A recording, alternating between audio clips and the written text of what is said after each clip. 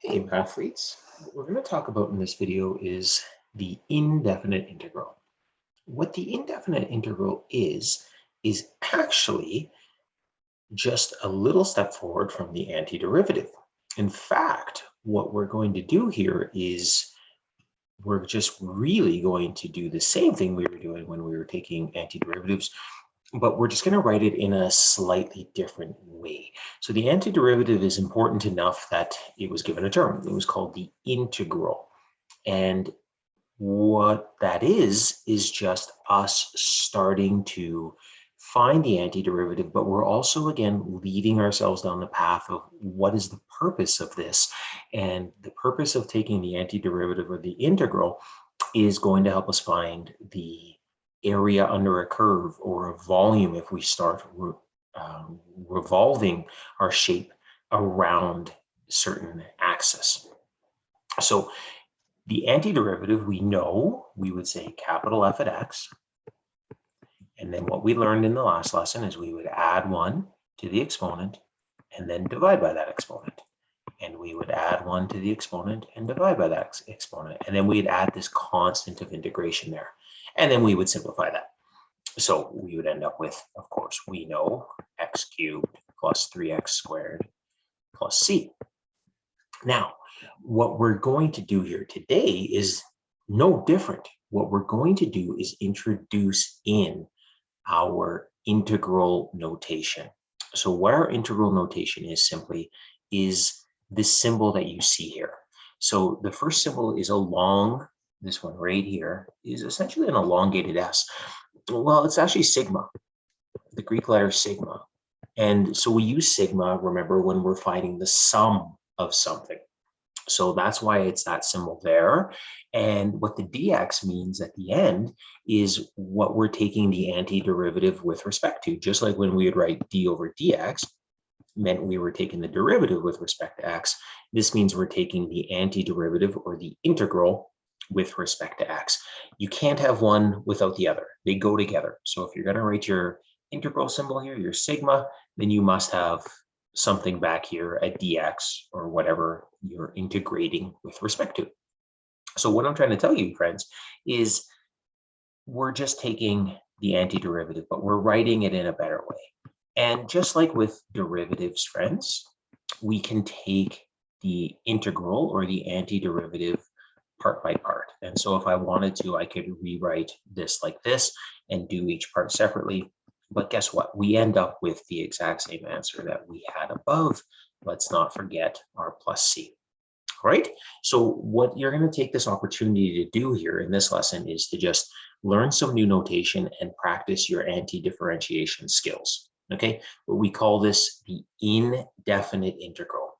Why we call it the indefinite is we're finding a new function. We're not evaluating. So this is called an indefinite integral. Pretty soon we're going to learn something called the definite integral, but that's another day.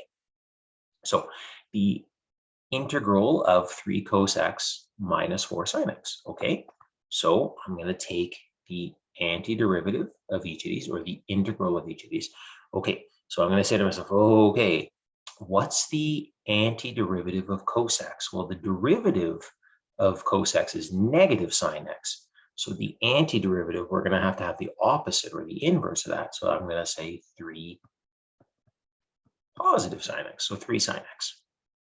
Then the integral or the antiderivative of sin x, well, we learned already that that's negative cos x, so a negative 4, but then it's cos x, but that's negative, and a negative and a negative are going to make this a positive, and a plus c. And remember, what we do is to check our work, we take the derivative of that, and we better end up with that function right there. And we could check our work, but we did it correctly. Okay, the next one. The indefinite integral of 3 divided by x plus e to the x is dx. Okay, so again, what we have talked about before is the antiderivative of 3 over x is 3, the natural log of the absolute value of x. We have to have that absolute value of x there, friends, because we can have non-positive values for x here. So we've got to make sure that those negatives are taken care of here, but we we can't have that 0 still, but that's why you put those absolute value bars. And the antiderivative of e to the x, well, guess what? It's the best one in the world. It's still just e to the x. And then don't forget that constant of integration right there. Okay, there it is. So you can see if antiderivative went well for you, so is integration.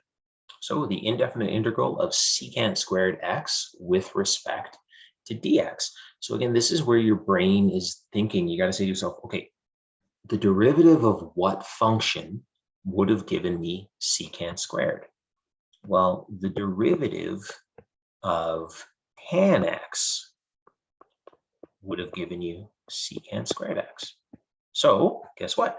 The antiderivative of secant squared x, or the indefinite integral, is just going to be tan x plus c. Right? So if you remember those derivatives, you can use them to really help you in times like this. Okay, one more. Okay, what do we got here? We got the indefinite integral of cosecant x cotangent x. Oh, okay, what are we going to do on this one? So now again, I'm saying to myself, what derivative do I know that would have the end being this? So I think to myself, I go, oh yeah, right, that was cosecant, the derivative of cosecant x. But the derivative of cosecant x was actually negative cosecant x cotan x. So what are we going to do then? So I'm going to say to myself, I want the antiderivative of this. Well, the antiderivative then won't just be cosecant x, because if I take the derivative of that, I'm going to get a negative. Guess what I'm going to add in here then? I'm going to add in this negative here. And so if I check and I take my derivative of my antiderivative of my integral, guess what? I'm going to end up right back where I started. Okay, so there you go, friends. We're slowly building towards taking some important antiderivatives, indefinite integrals. What we're going to learn as we go through some more lessons is what do we do when the functions get more complicated? How do we undo the product law? How do we undo quotient? How do we undo chain rule? All those different things, but that's to come. So today your lesson is focusing on the indefinite integral. I want you to keep in mind that these symbols have to go together. I can't have one without the other. And the indefinite integral, really, again, this S is sigma. We're finding the sum of something. And that's going to become clearer as we go through some more lessons. Okay, have fun, friends.